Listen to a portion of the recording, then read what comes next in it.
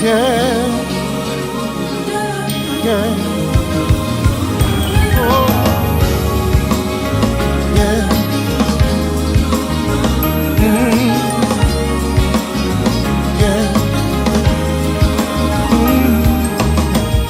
born and dead, saved by love, count my blessings from above, though in darkness, have no fear, light will shine on those holding near, they know that sorrow, they will pass, for I know in this life there will be something, but remember that love, yes it will, love will reign, yeah, love will reign, yeah, in my heart I believe it, love will reign, oh yeah, yeah, have a vision, it's clear and plain, people living life, smiling again, oh, see the children, they know no pain, far from pressure, stress and strain, oh, sorrow, they will pass, for I know in this life there's gonna be some pain, but remember that love, yes it will, I know, yeah, love will reign, gotta believe it, in my heart, I truly believe, sun will shine again, and love, I can hardly wait, we'll all be together, there'll be peace, peace, sweet peace, happiness and joy,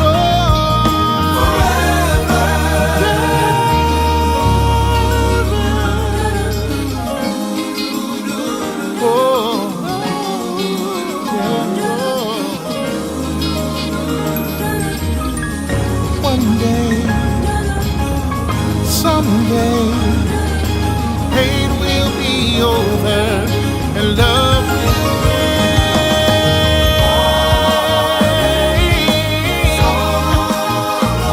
They won't last, for I know in this life there's gonna be some pain, but in the end,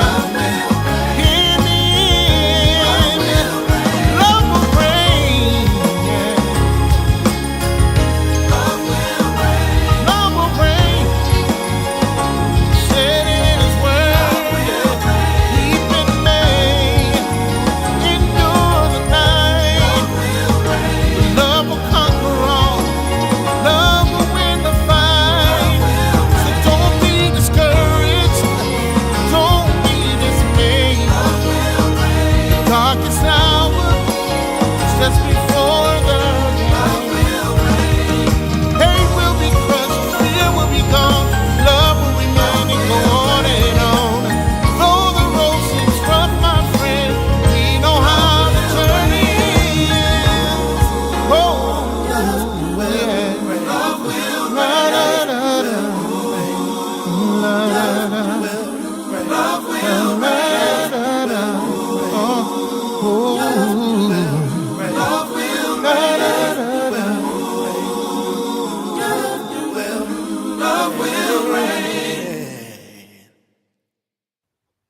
Love will reign. I love that song.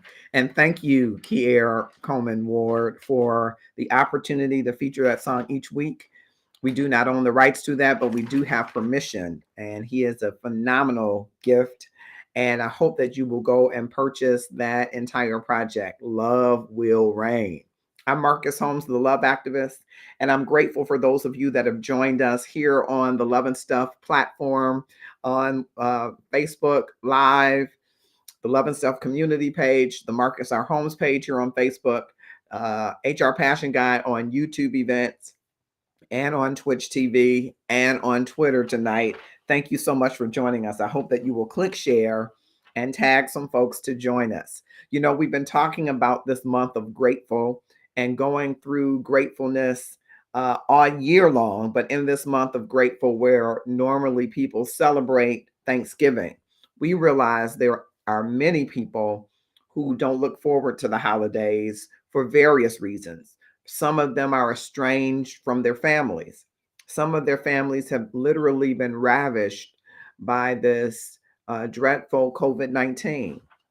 And some are at odds with their family members. And so tonight, I hope you will click share and tag 5 of your closest Facebook friends or YouTube subscribers, 5 of your Twitter followers, 5 of your friends and connections on Twitch TV, 5 of the more popular ones to join us in the discussion, because I think it's important that as we go into the holidays that we still maintain the posture of gratefulness with open arms and hearts of forgiveness.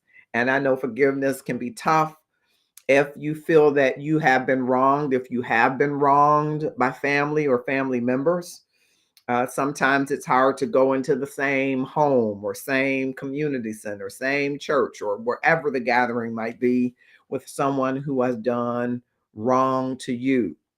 And equally, if you know and are willing to admit that you have said something or done something or made something occur that brought injury to someone else, it's also not always easy to say when you're wrong.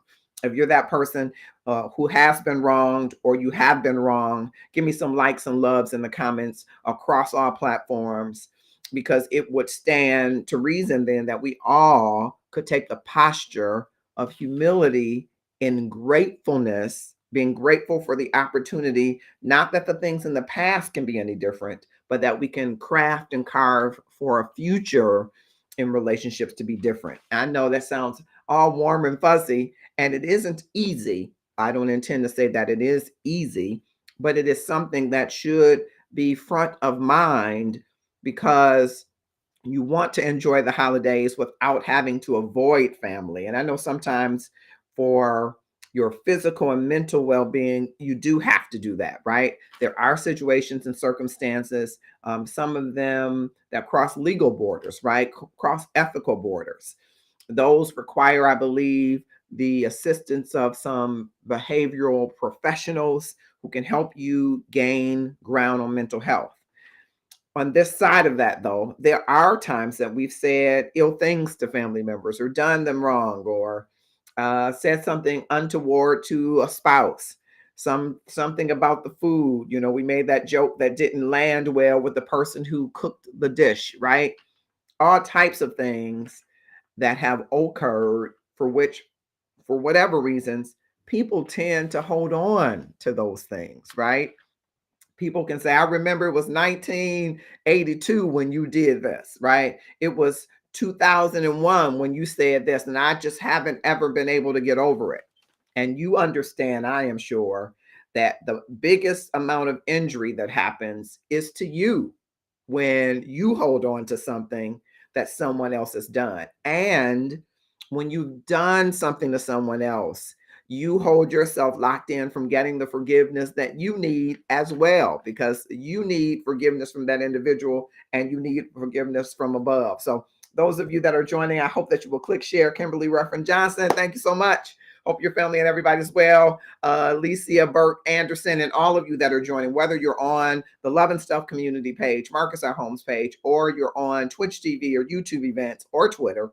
I hope you will click share and tag 5 of your friends, the closest ones, 5 of the more popular ones, to join in this discussion it does have replay content, and we're going to go in a moment to some of the replay content because I think it's important that you hone in on this conversation about two brothers who haven't really come together. And I want to use them because we'll talk a little bit about apology language.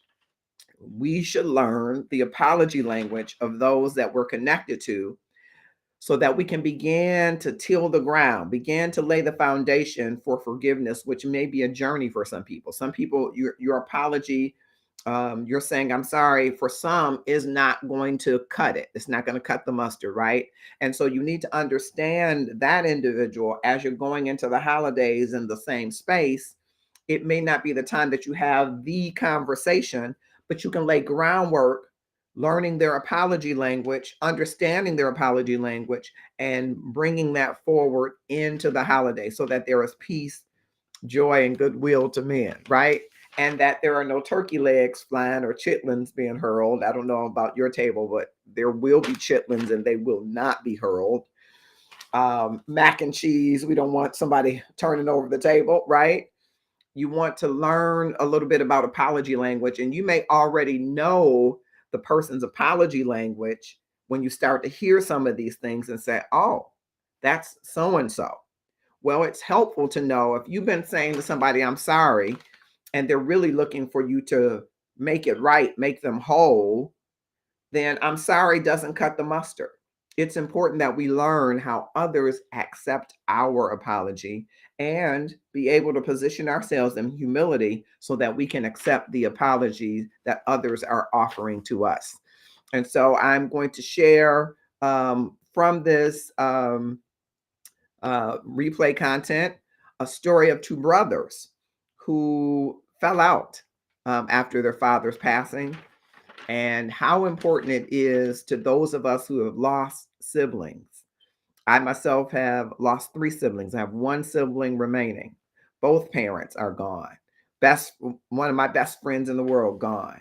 And so I see it a little differently than some might, having experienced quite a bit of loss. But there are still times in relationships where trust is broken, where something in the relationship has gone awry that causes me to feel some kind of way and might cause the other people to feel some kind of way. And it is incumbent upon us, if we are friends, because friends are your family that you choose, or your family that God has bequeathed to you, has given to you, uh, whether it is blood or whether it is love covenant relationship, that you begin to care for and water those relationships. And where there are breaches, that you stand in those breaches in your truth with humility, understanding that life is too short for us not to enjoy the lives of those that have been placed among us. So right before we do that, we certainly have great friends of the Love and Stuff community. And one of them is Christina Smith from Powerful Money Tools, LLC. And I want to share with you just a little bit from Christina Smith, and then we will come back and go to some of the replay content. I'm Marcus Holmes, the love activist. And I'm not a love guru, but I'm the love activist. I'm advocating for the best love in this world. Let's up our love game together. Welcome to Powerful Money Tools, LLC.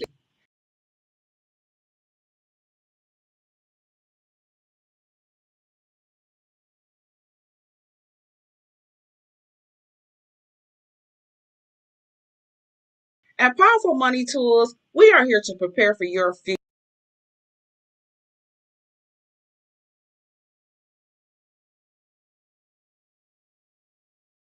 future.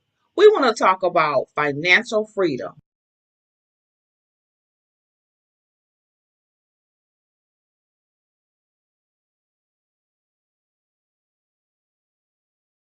Financial freedom is budgeting, credit.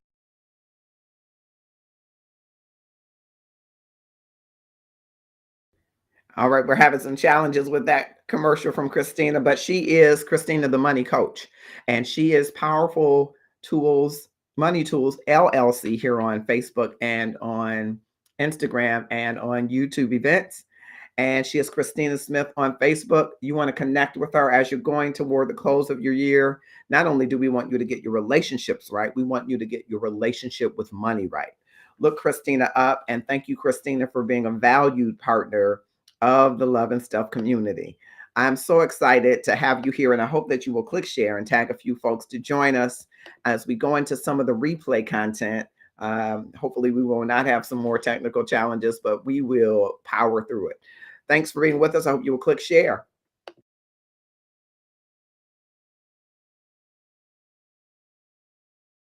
It's Nicole Baldwin. I hope both of you will click share and tag someone to join what he vilified him, crucified him, trying to get all these phones going. Vilified him, crucified him for the actions that he took. And you're welcome to go watch it. I just refuse to watch anything that has to do with spit on another person. I think it is, though maybe intended for an illustration, I can't think of something.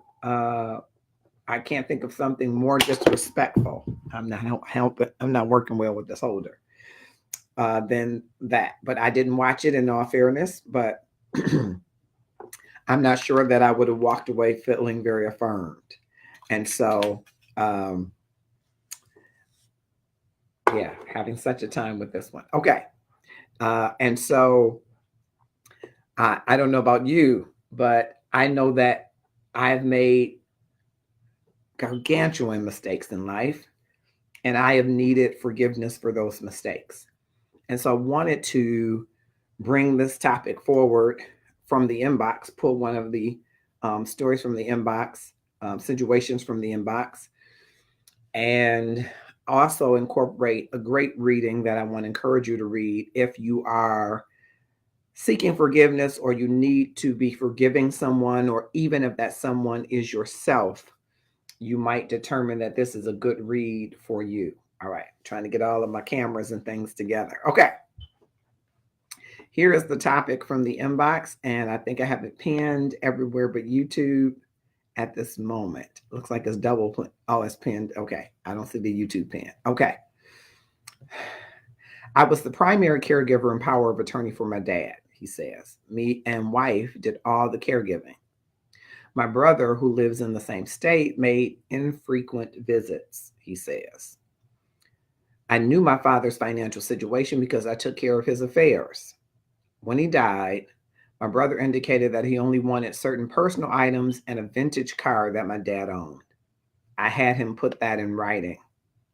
He didn't know that my dad had rental properties and other assets, which I now know that I should have disclosed. The way my dad had it set up, I could basically do what I wanted with the properties because my name was on them. So I did. I only gave my brother what he asked for. He later learned that our dad was not his biological dad. His wife learned about it and the other properties from my uncle, Dad's brother. It's been 6 years since we have spoken, and I'm ready to apologize. I'm just not sure how. So I want to hear from you. Thank you, Vanita Smith, for joining us. I hope you will click share and tag some folks to join us. And so you've heard from the inbox. This is the brother who is owning what he feels are missteps, mistakes, and he wants to reconcile with his brother, who he has been estranged from for 6 years, since shortly after the father passed. His brother learned through a family member that there was much more to the estate than what he originally thought, and he kind of signed off saying, these are the things that I want. And so now the brother is ready to apologize, wants to get forgiveness, and he just says, I don't know how. How do I go about doing that? And I think a lot of times, Tamuk Scruggs is joining us. Thank you so much. Click share, Tamuk and Nicole, and all of those that are joining. Vanita, click share and tag 5 of your closest Facebook friends. We're emanating from the Love and Stuff community page, or 5 of your more popular ones from Twitch TV or YouTube events to join us in this discussion. Sometimes we find it hard to apologize, which you know, for various reasons. We might find it hard and difficult to apologize when we've done wrong to ourselves and to others.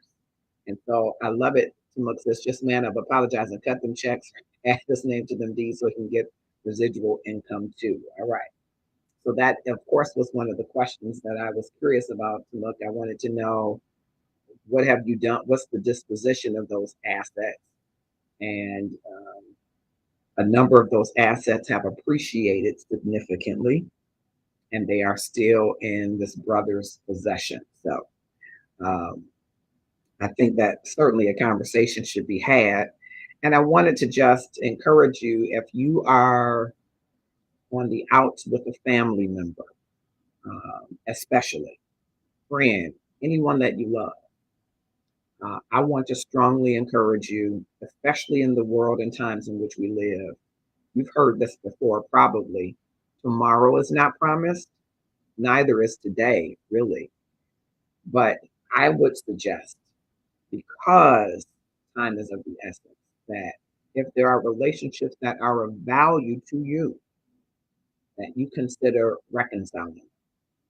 And for our discussion around um, this cycle of apology, that we are lifting some of the thoughts from Gary Chapman's five apology languages that you might understand, not very different from love languages, but they're apology languages that might not be very different than some of the love languages that we've talked about here. But the key is to understanding the person's love apology language to who you are apologizing, right? Because it may not serve you well to apologize in the way that you want to hear an apology. No, you got to apologize in the way that the person to whom you're offering the apology understands it, receives it, acknowledges it as sincere, and is ready to move forward.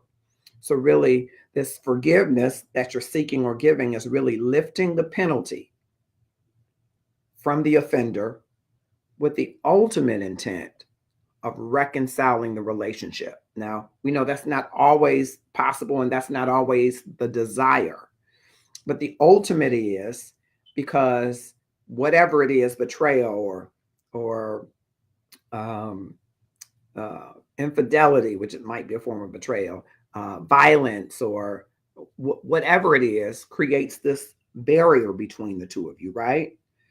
And so the goal is to remove the barrier and its penalty and its desire for justice and its desire for punishment, so that the two people, the two parties can reconcile, be restored to where they were, and move forward. That's the ultimate. Now, it doesn't always happen that way, right? There are times when you are forgiving someone that you are not in contact with, or someone who has passed on, and you're letting go of that penalty, hoping that they would get some justice for that, right?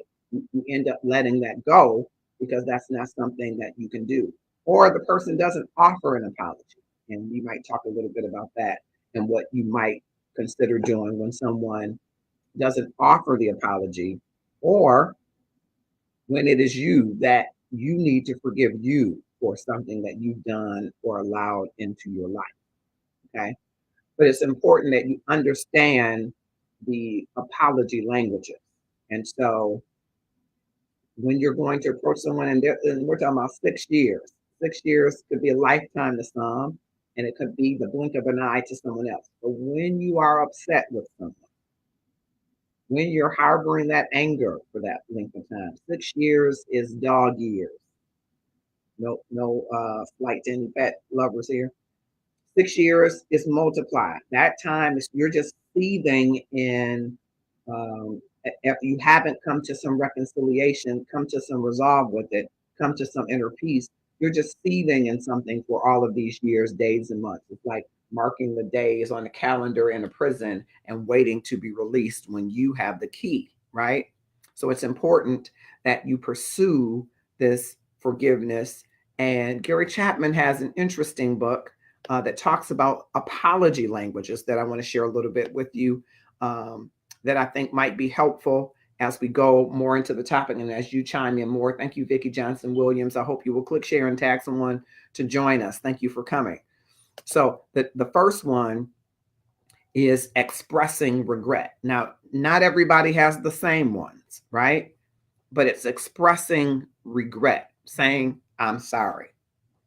Some people, for them, that's what's most important to them. For you, me, whomever has been the offender, to say, I'm sorry. I really regret the way that I treated you. I'm sorry. Right? Over and over and over again, Gary Chapman in this book talks about statistics from couples and from siblings and from parents to children, where one of the people just said, I simply want you to express some regret, express some remorse for what you have done. And so I would say to this brother, and first thing I said to the brother that I would say, I am the youngest of five and only have one brother remaining. Three of my siblings have passed away.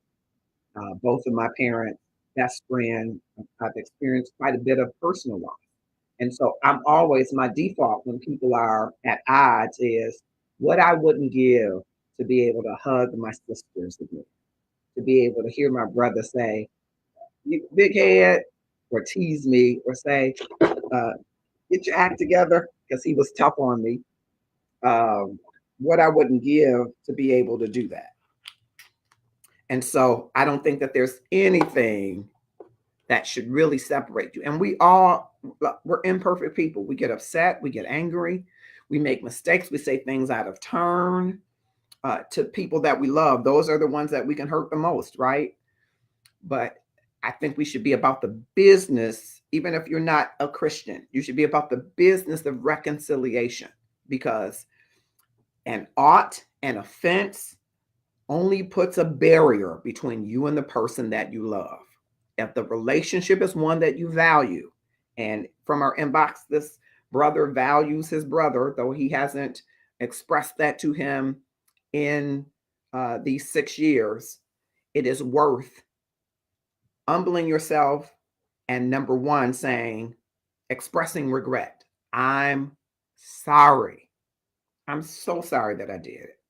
Now, if you're not sorry, you got to contend with why you're not sorry. And sometimes that is what they call an insensitive conscience, that you never think that you're wrong and that it's always the other person that's wrong.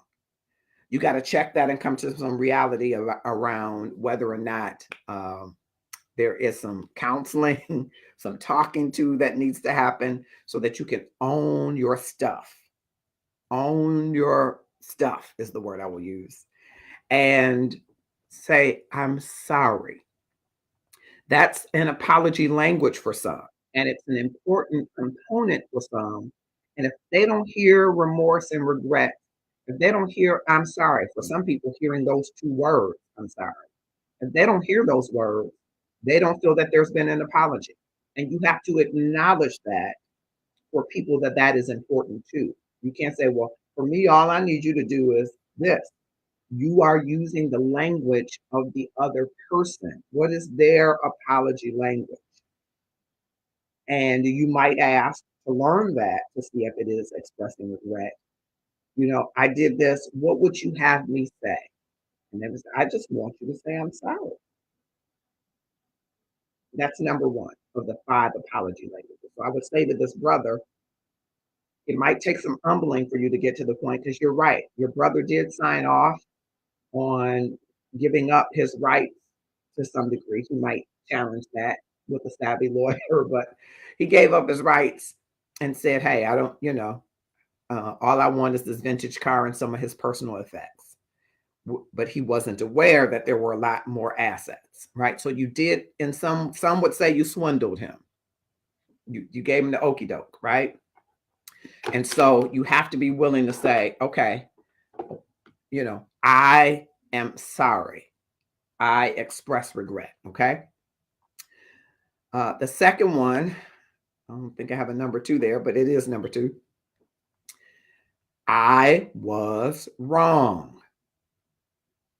I accept responsibility. Not only do I regret that I hurt you, I regret not, I regret that it felt like hurt. That's not what you're saying, because now you're putting the blame back on the other person. No, I regret that I hurt you. I regret that I deceived you. I regret that I lied to you. I regret that I swindled you. I regret that I gave you the okey doke. I was wrong. That behavior, those words, that action was wrong. And I accept responsibility for what I did wrong. So it's not just the acknowledgement that I did this to you. What I did was wrong. I accept responsibility that what I did was wrong. In this case, I should have told you that, we own these other properties. We have these other assets. Are you sure you want to sign away? Because maybe we should talk about splitting these in half. Maybe we should talk about me thinking I have a higher standing because I am his biological son and you're not. I accept my responsibility. I accept my role in this. I was wrong. A lot of times we have trouble saying we're wrong. Gary Chapman, in his book, The Five Apology Languages, talks about sometimes if you were reared in a home where your parents always deflected the blame, made you the person, because of y'all, we can't have this, or ran a very tight ship and nobody could ever be wrong, it might be ingrained in your personality to never admit that you're wrong. And that's a problem because you can't really grow and deepen the relationships the way that you should if you do not allow yourself to be transparent, allow yourself to be seen as someone that's imperfect, and accept that you are. People are more apt to deepen their connections and relationships with you when you do that. Now, I will admit I don't like to be wrong.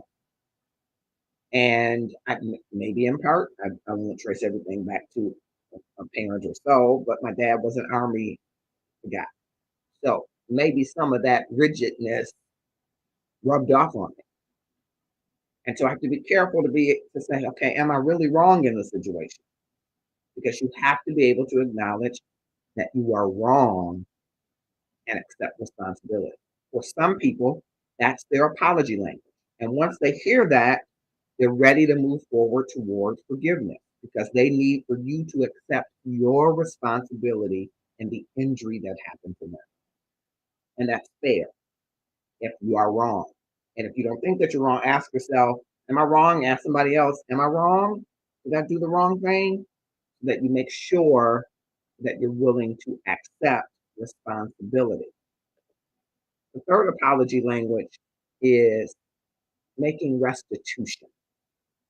And this is a very important one, as the others are important. Making restitution, and thank you, Ms. Renee Jackson. I hope you will click share and tag someone to join us. Making restitution means, how can I make it right? How can I make you whole? And what you should seek to do here, Gary Chapman says, is go back to their love languages. So how do I make you whole in the way that's meaningful to you? So wife or husband, you yelled at each other, right? And the wife's love language are words of affirmation. So guess what the husband should do?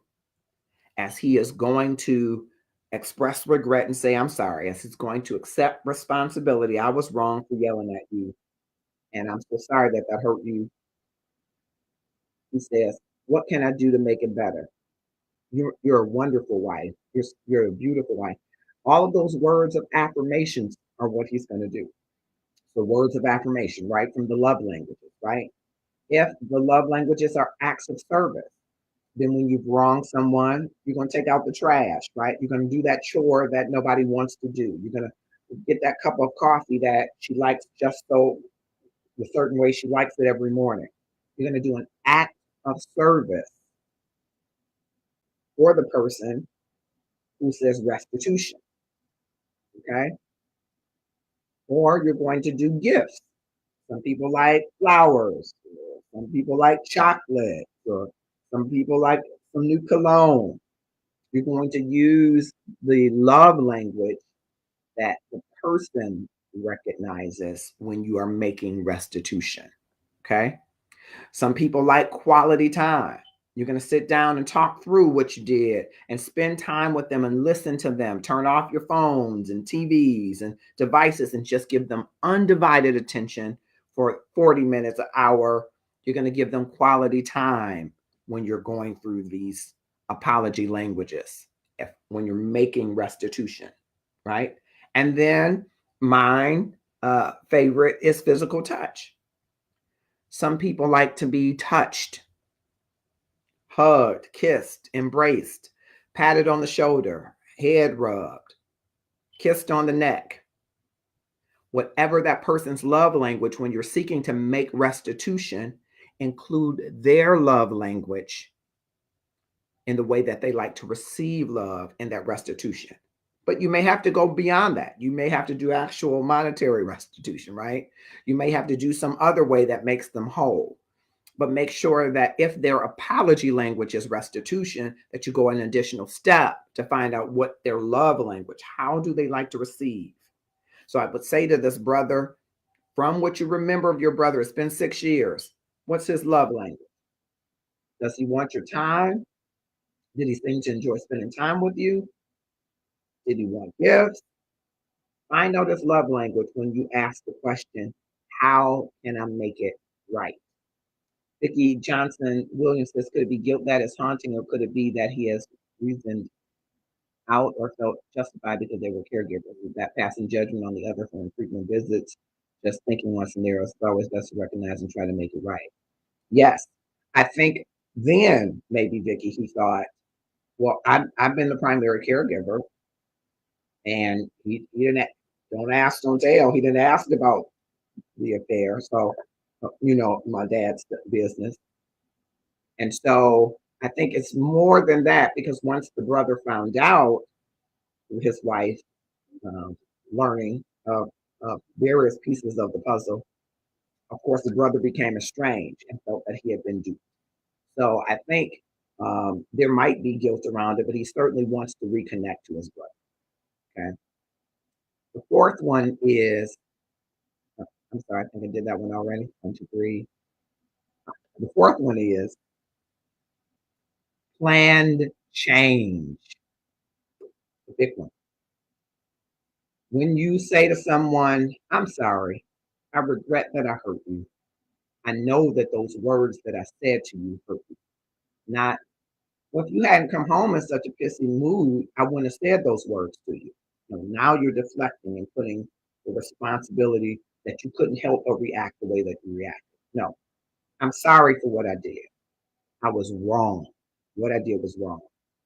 How can I make it right? Here are the steps I'm putting in place so that I try to never let this happen again. And notice I inserted the word try, because sometimes you can put a hard fast, I'm never going to do something that you've never practiced to stop doing, and then you do it again. So here is my commitment, and here are the specific steps I'm going to take. And if I mess up on this commitment, I'm going to communicate to you that I messed up. But my goal is to give you specific steps for how I will never do this again. I'm going to control my anger, baby, and I'm not going to call you out of your name, even whatever the situation that is going on.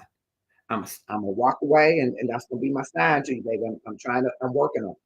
And if I slip up, as soon as I mess up, I'm going to communicate to you and say, I'm sorry, I'm trying. Here's my steps to get back on board. You got to have a plan for specific action. Commit to that plan and communicate.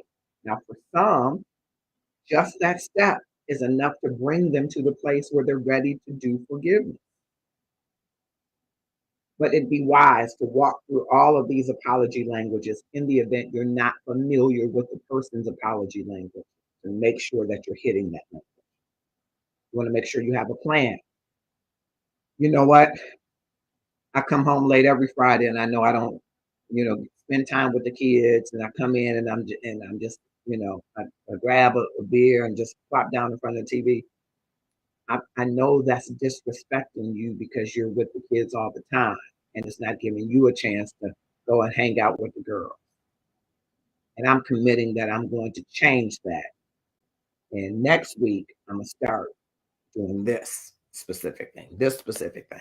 And if I fall off, just tell me relapse so that I can go back and fix it, because it's important to me that I show you a change of plans. Okay. And then the last number 5 is requesting forgiveness. This was another big one that Gary's Chapman's book highlights, that many people said, you did these other things, but you never said, will you forgive me? Because will you forgive me is potentially the most powerful statement among these 5. And here's why I say that. When you ask someone to forgive you, you are now giving over the power to them to accept you or reject you. The power is no longer in your hands. You no longer have a say in whether or not they accept your forgiveness. And being vulnerable, that could be scary for some because you don't have the authority. You're not in control anymore when you tell someone, will you please forgive me? Now the outcome is in their hands. And you don't get to do anything but receive their response to that outcome. Remember, the whole cycle of the forgiveness is to lift the penalty off the offender and lift and give them mercy, give them grace. No longer seeking revenge or justice, right? And the ultimate purpose of that is so that the relationship can be repaired and move forward. Now, there are times when you will decide that the relationship should not get more energy than what it has given. And I want to say, as a caveat to that, it is always important first to weigh out the value of that relationship. Because, see, the value of the relationship shouldn't be decided based on one action of somebody that you love. And that's tough because it could be one action that's horrific. But it really shouldn't be a decision based on one action. It should be based on what the totality of that relationship means to you and whether or not you see the opportunity to reconnect, rebuild, restore the relationship. But there are times, and I want to highlight this time, there are times when a person will either not accept your apology or a person will not accept their role in the offense. Now, I offer to you because the scriptures tell us that you go to someone when they have wronged you and you confront them one on one. But if they don't own up to it, you go back again with witnesses to confront them about their wrong. If a person decides that he or she is not wrong, it's within your power to release them to God, to give them to God, and remove your personal penalty because nothing else will be different, right? And move forward without restoring the relationship. Because in order for there to be a forgiveness, there has to be acknowledgement of the wrong. And when someone isn't acknowledging the wrong, you're really releasing them to the auspices of a greater power of God. And you're working on forgiving yourself for whatever your role may have been, if there was a role, in that situation. But you cannot make people own, have regret, own, accept responsibility, and go through the apology cycle. And when they refuse to, you have the right to give them to God. I just always caution that if there's a relationship of value to you, you might have several conversations with someone, because some people have this insensitive conscience that they do not believe that they're wrong. They don't believe that their actions are wrong. And it takes a little bit more for them to walk in that, to understand it, to come to know it before that they can own it, accept it, and apologize. Sometimes there are deeply ingrained patterns in families, functional and dysfunctional, where people don't acknowledge they're wrong. And so you may be loving someone. You may have a sibling, a friend, a cousin, uncle, auntie who is that person. And you must decide, how much do I value this relationship? How much work and investment am I willing to put in this apology cycle to yield the results? We're talking from the inbox, a gentleman who has not seen his brother for 6 years. And he says, it's not my brother's fault, it's my fault. Now, I challenged him a little bit on that, because I believe even when you are done wrong, you should speak truth to the offender and say, you've done me wrong. Are you ready to acknowledge that? So there's some role that two people play in. As maturing adults, we don't necessarily wait for the other person to say, I was wrong. If someone has hurt you enough, betrayed you enough, and that relationship is of value to you, you must confront it. You must confront it to say, here's what I've experienced. I've experienced some betrayal, some defeat. And it's been from where I sit at your hands. And we need to talk about it. Confront them on the strength of the love of the relationship, letting them know you're hurt. And there's now a barrier between you two that you seek to remove, that you're seeking to remove. Again, you got to determine, right, whether it's of value to you to do that you seek to remove a barrier. That's what this forgiveness is all about. It's freeing the offender.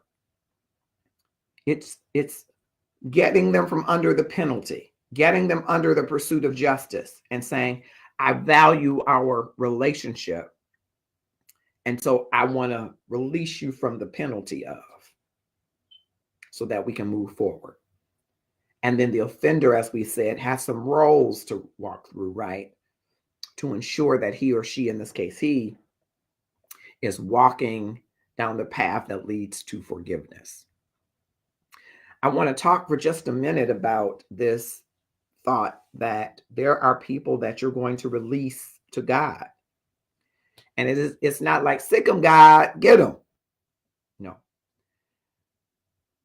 You are releasing them that nothing is going to be different in this situation. And we can't proceed forward in this relationship.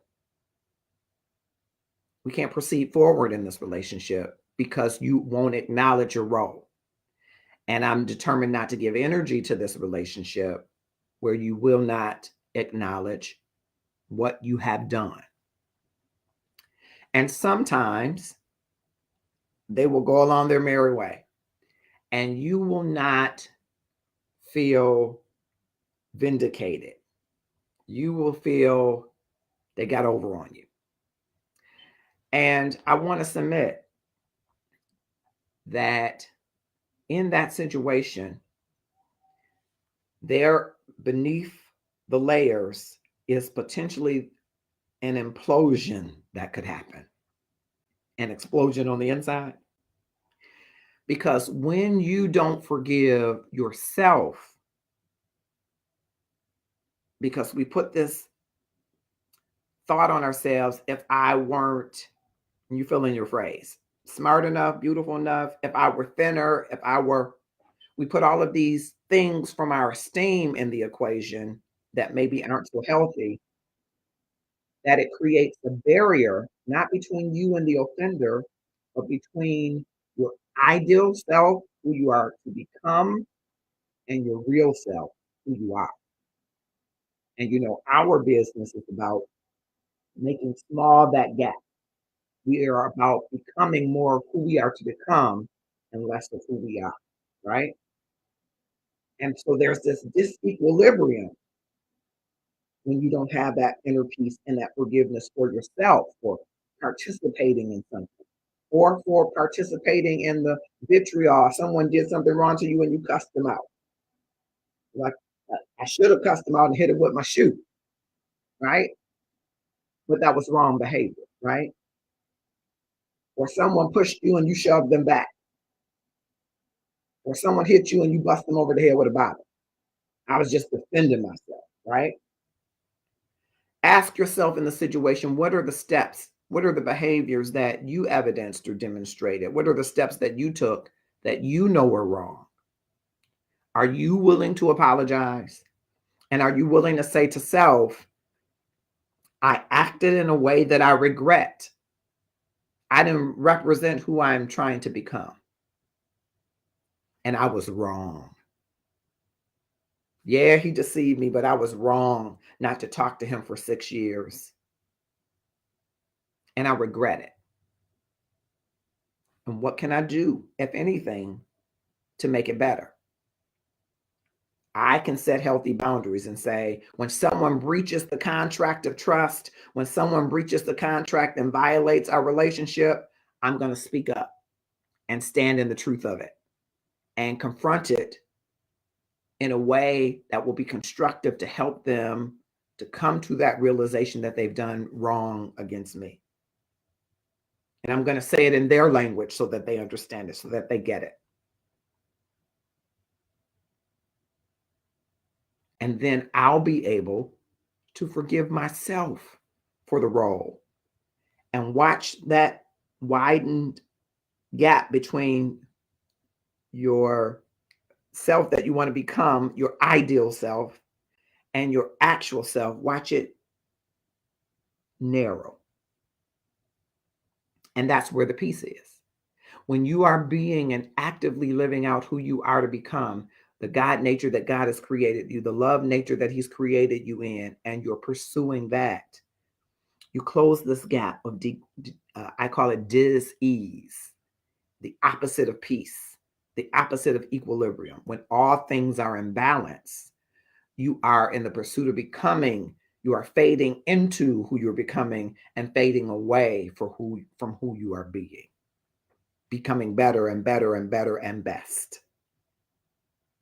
And so there are times when the forgiveness will not be about the other person because they haven't arrived to a place where they can even walk through apology cycles or walk through forgiveness language. But you can, and you can honor yourself to ensure that you are at peace. That kind of evolution is not common. Often the dissection has a life of its own. Forgiveness is a win-win on both sides, but most persons don't see that. Forgiveness is freedom. It absolutely is. And freedom on both sides, as you're saying. You are freeing the person from the penalty of justice, right? The penalty of get them, right? And you're freeing yourself to move forward and becoming the ideal self. But also, what I want to say for this inbox, you're also having the freedom to build the kind of brotherhood that you let go of these 6 years. Because remember, the ultimate is to remove the barriers so that you can reconnect, restore, and rebuild the relationship. That's the ultimate. Doesn't always happen. But I am going to be biased to say, having lost siblings and parents and best friends, as many of you, time is of the essence. And if there are relationships that you can repair, if there's a forgiveness cycle that you can go through, then you ought to do it, especially, as I said earlier, if you value the relationship. If you don't value the relationship at a high level to say it's worth the investment to restore, That's a whole different ball game. You have the right to forgive them and give it to God. Release them from the penalty. Don't look for repayment. Don't look for justice. Release them to God.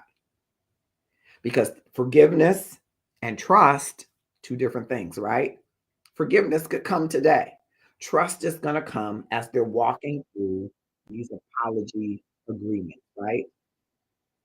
As they're committing to a change of plan, right? As they're committing to a change of actions, we get to watch that and open up the door to trust, right? That's not the same as forgiveness. Forgiveness is when you release them from the penalty that goes along with what they've done. And in this inbox case, this brother is willing to share the assets with this brother, which I think is the right thing to do, even though those, in addition, those assets have appreciated considerably. He should certainly share those. But I think it's really important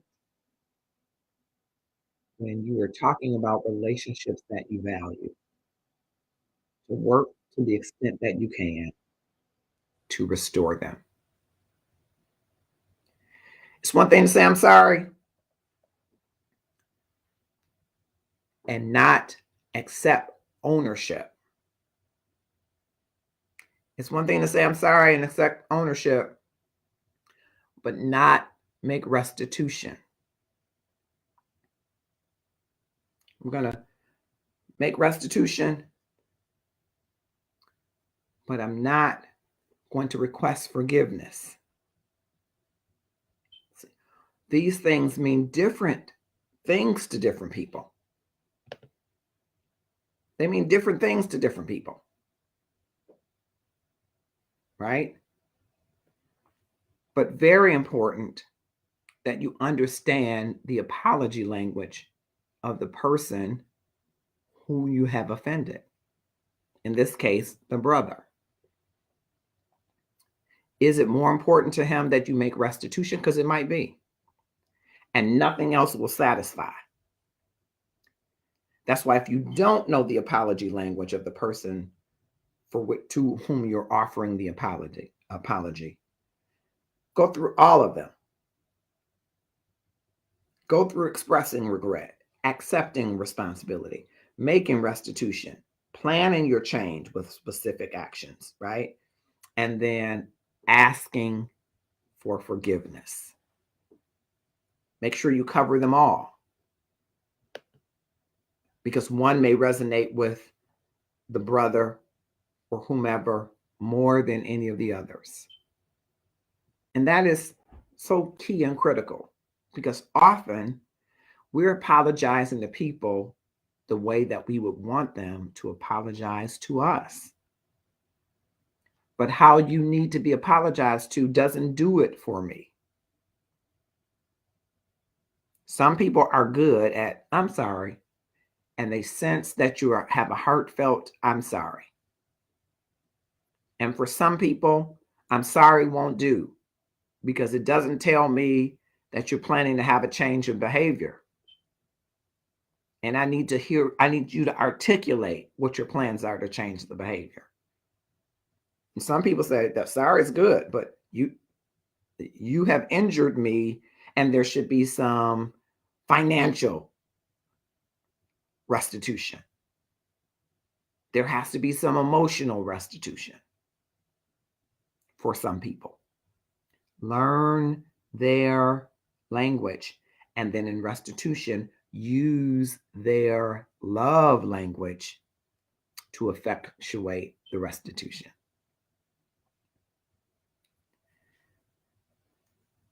The Book of Forgiving is heart altering. Thank you for that. The late, great Desmond Tutu. And we're talking tonight, Pastor V, from Gary Chapman's Language of Love. Actually, this is the most recent work of 5 apology languages that I certainly hope that people will look into as well. And trust may not come because it's a process, but forgiveness is the gateway to restoration. Yep, it is the open door. As I was saying earlier, it's the open door for those who value the friendship, value the relationship. Again, if it's not a relationship that you value, you have to ask yourself, what am I putting in this relationship? If it's somebody that you were duped, as it were, a little bit different from a brother to brother, but could be brothers. You get in a relationship with someone and you think you caring for them, and you find out it's a whole nother other person, and you've been duped. You got to ask yourself, do I value what I thought was enough to go through a cycle of forgiveness? Or is this something that I release somebody from the penalty of cheating on me, for an example, and move forward and forgive myself and close the gap between my ideal self and my real self?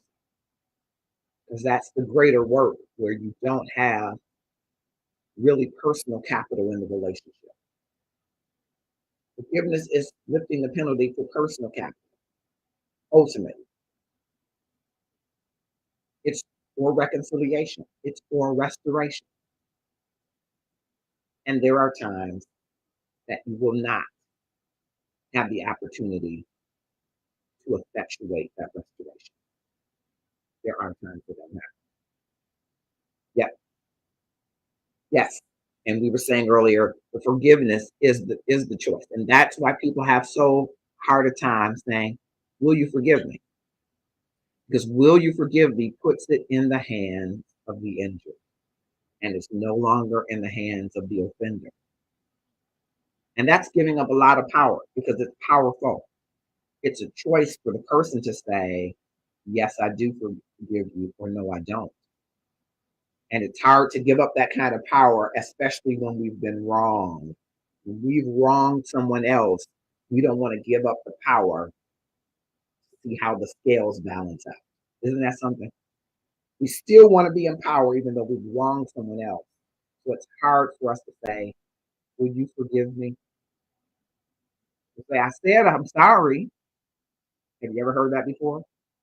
How many times I got to say I'm sorry?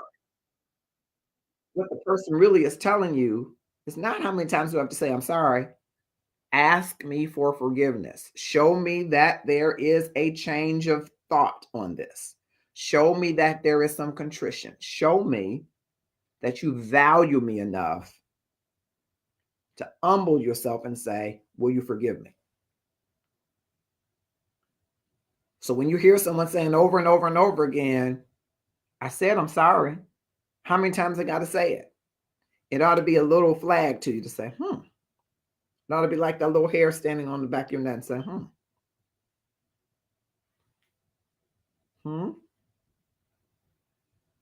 Maybe you're not to the place in humility that you should be to say, will you forgive me? When people say to you, I'm sorry, but if you hadn't made me so mad, I'm sorry, but if you would just lose some weight, I wouldn't cheat. I'm sorry, but if the house was clean, I wouldn't come home fussing. That person's really telling you, I'm not at the place yet where I'm willing to express regret. I'm not there yet. And they're giving you signs through this apology language cycle that tell you exactly what you need to know.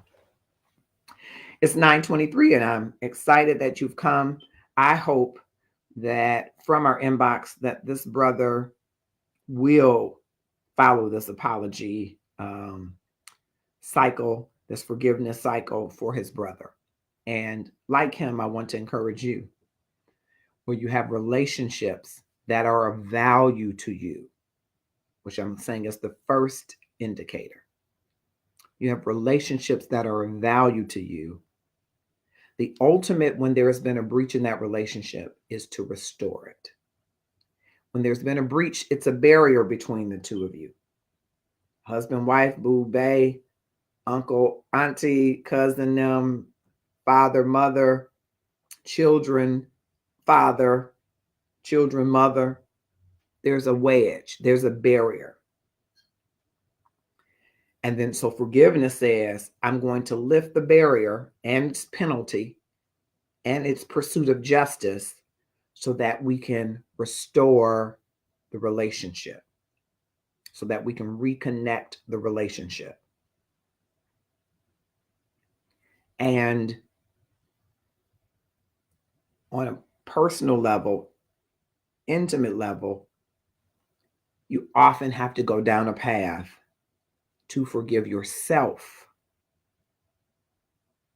To forgive yourself when you've allowed yourself to participate in relationships and situationships that are not healthy for you.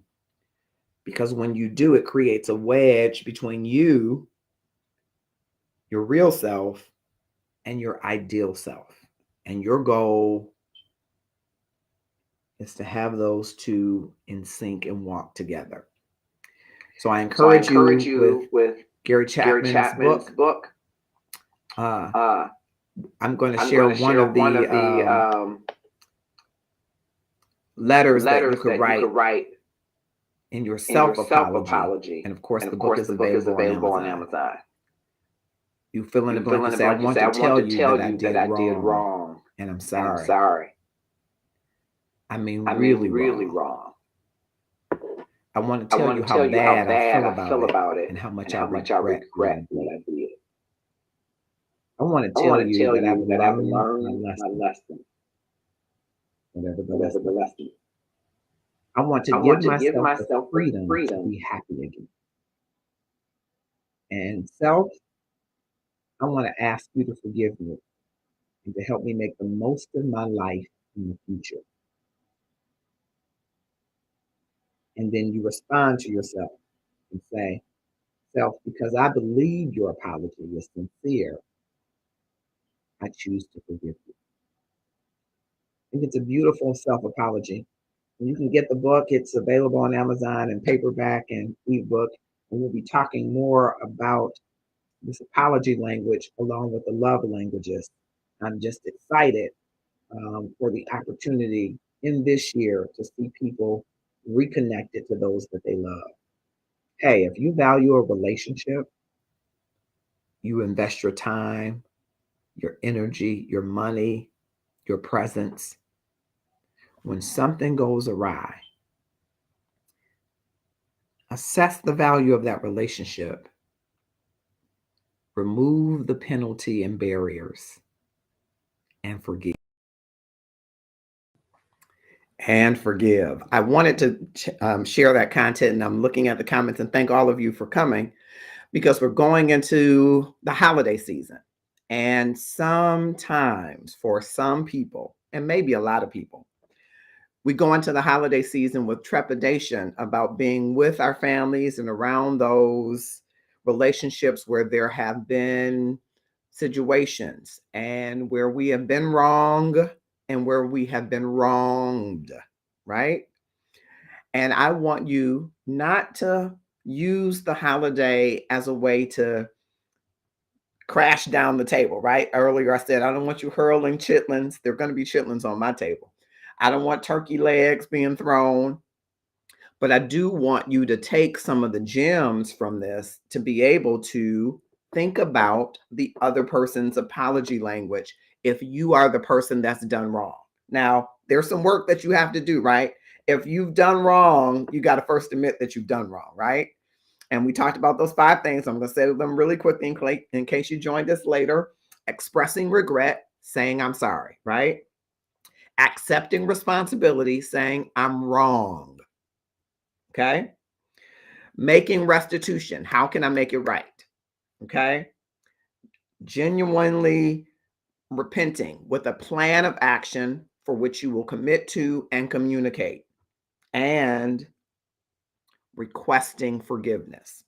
So I wanted to repeat those 5 things from Gary Chapman's apology languages, because if you are the person that's done wrong, then you should go into the holiday season prepared to make it right. And one act may not make it right. It may open the door to start it. And so think about the persons or person that you've done wrong. It might be good when you see him or her and you go to extend a hug, or maybe you're not at the place where you all hug. You might say, what can I do to make this right between us? I really want to live in peace with you. That person may tell you, well, you never apologized. You say, I'm sorry. I was wrong. What I said about your mama, because black folks, you can't talk about black folks' mamas. You can't talk about black people's men, women, mama, or money, or children, right? I'm sorry I said your child is slow. You will hear them tell you how they need to receive that apology. If you have been wronged, you must be willing to let go of the penalty of that person return. There might be a chance that person may not be in the place to apologize, to understand. Are you willing to let go? Now, you might be letting them go to God and saying, okay, God, they don't understand. So I'm going to let this be. You're not sicking God on them, but you're saying, God, I'm going to let you handle this. I'm no longer going to live under the burden of waiting for an apology, waiting to be made right by someone who doesn't believe that I deserve it or doesn't have the faculties to do it yet. I'm releasing that. And then you go and position yourself to say, I need to forgive you, even though I'm not fully sure that you understand what you did wrong, but I need to let this go. Pass me the string bean casserole, please. You got to be willing to let it go. Even when, sometimes you have those agitators and instigators say, now we're not going to sit y'all together because now just be on your best behavior. Say, no, I'm good. I'm going to go to him and say, cuz I'm letting it go. And you got to be willing to do that if that is the direction that you want to go. And I believe it is a wedge between you and yourself, because you will kick yourself. Sometimes we will kick ourselves for allowing somebody to do us how they did. I couldn't believe I was so stupid. And you're really holding yourself hostage. You do realize that. That person done did 10 more people wrong the same way. And they sleeping just fine.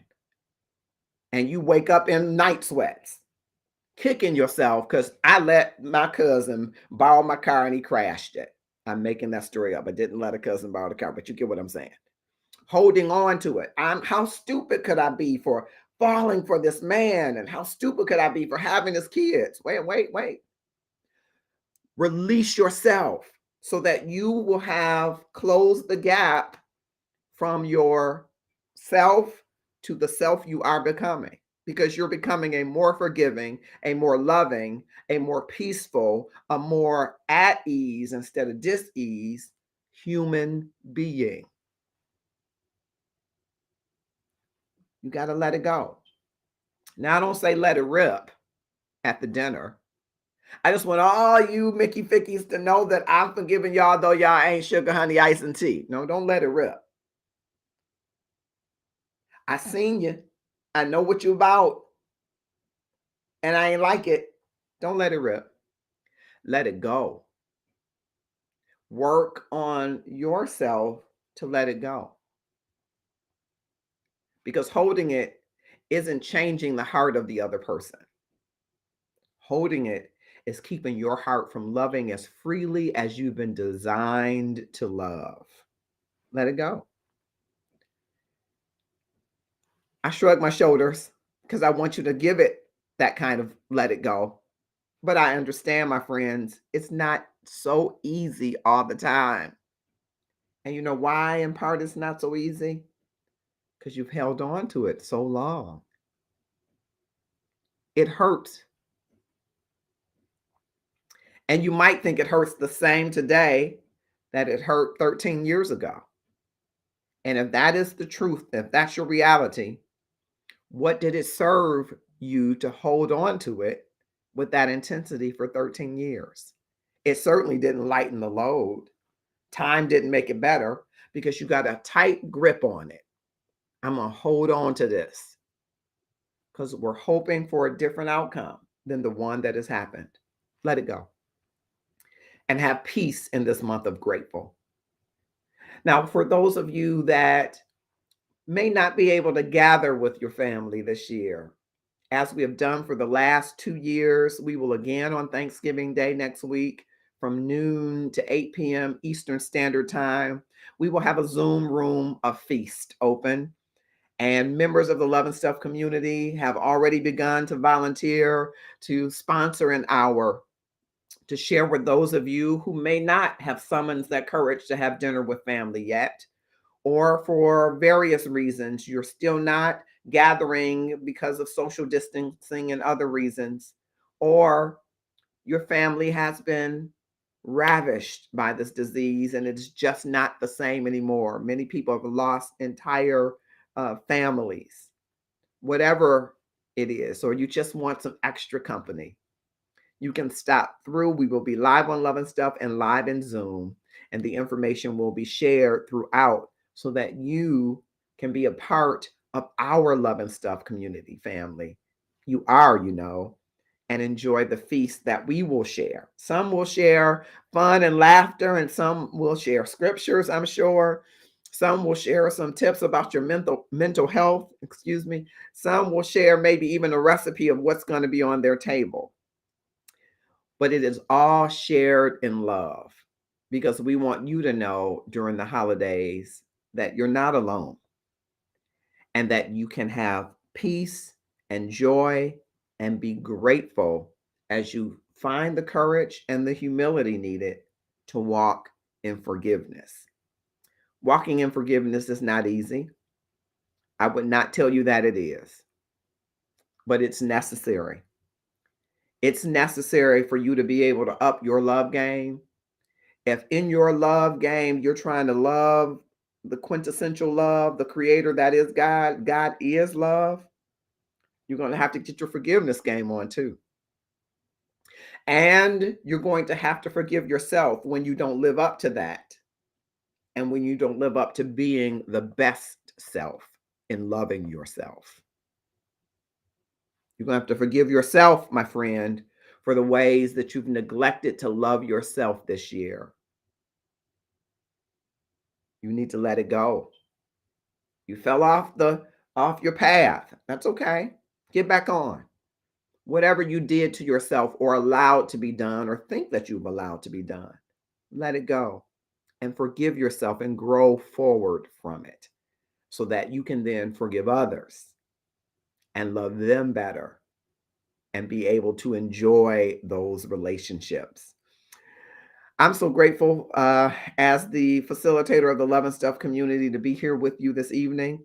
I do want to remind you that tomorrow at 6 p.m. Eastern Standard Time, our newest addition to the Love and Stuff network of video cast and shows is Love and the Scriptures with Darren Williams. And listen, he is doing the series on love checkups that I don't think you want to at all miss.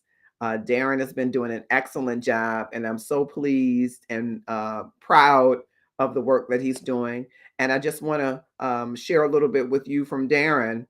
He wants to invite you tomorrow to join us tomorrow. Hi, clergy and ministry leaders, and everyone else calling on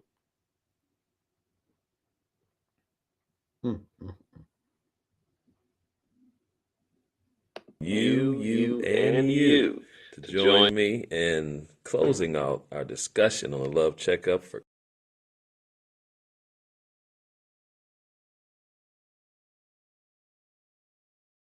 clergy on this Wednesday, wrapping it up and going into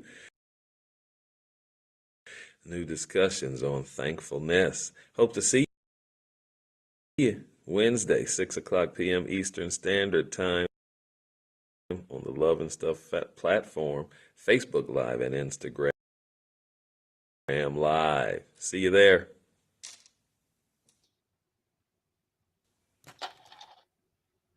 We will be there, Darren, enjoying all that you are sharing. And listen, he's giving you practical applications of how you can apply this love checkup to your life. So not just for educators or not just for those that are in ministry, but for anybody who wants a love checkup, you need to check in tomorrow at 6 p.m. Eastern Standard Time. And don't forget, Sports Talk with Kamal and Felix. You can go back and watch it from Saturday. What a great show they had. They'll be back in 2 weeks, but they will be opening up Wednesday. I believe they're going to be along with Christina, the money coach. They're going to be opening up, not Wednesday. Thanksgiving is Thursday. They'll be opening up Thursday at noon Eastern Standard Time with sports, telling you about the games on Thanksgiving. Whomever you would love to win. We're going to hope for the Lions to do their thing. I don't know if that's their, I don't know. I don't want to jinx it. Whenever I say the Lions, they lose. So let me just not say it. But they're going to open it up. Sports Talk with Kamal and Felix and the Sports Talk group. Shout out to you all. It's growing. They're having a great time. And they have gear that they will have specially discounted for going into Black Friday. So you don't want to miss that. Some of their Sports Talk with Kamal and Felix gear. You want to purchase it, hoodies, sweatshirts, all of those things will be on sale. Special price for you. And if you haven't joined Inside Love and Stuff, listen, you should come inside Love and Stuff as we continue on our journey of self-care. Self-care is so important. And we are walking this month through mindfulness. So it's not too late, though. We're in month 11. You can come and join and get your self-care ebook. Join Inside Love and Stuff. You simply go to the page, the Love and Stuff community page. Under groups, you will find two. You will find Inside Love and Stuff, and you will find Sports Talk with Kamal and Felix. I'd love for you to join both. But absolutely, certainly, if you are looking to power your self-care journey, you definitely want to walk with us in self-care. And you get an opportunity to meet some of the wonderful people who are a part of the Love and Stuff community. So if you're looking for love, you're in the right place, for love, and the right place for people to help point you in the direction for better love for yourself. Because I am convinced that while people are seeking out love outwardly, the real work is inwardly. And until you do that work, you won't experience, I won't experience, we won't experience the kind of love unlike we've ever seen. And so with that, I want to thank you for joining us. Thank you so much for watching through our replay content. This is the month of grateful. It is the month of Thanksgiving. Every day should be a day of gratefulness. But we always think about gratefulness and reflection in November, don't we? We look back at January and think about what happened in February.